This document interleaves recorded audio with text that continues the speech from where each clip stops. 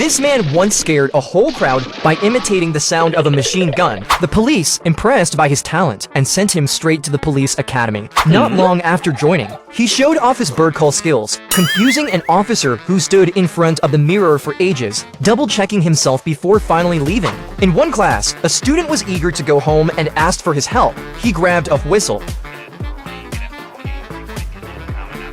and the police believed it, letting the student go. Before long, he was even fooling the cops using his vocal tricks. One day, while on a mission with a group, they ran into a gang fight. Sensing danger, he shouted for everyone to run, and they all scrambled into the principal's car. The gang surrounded the vehicle. The principal threatened to shoot if they didn't back off, but the gang only started shaking the car harder. So, he blew his whistle, mimicking the sound of a machine gun. Terrified, the gang fled, giving them just enough time to drive away to safety.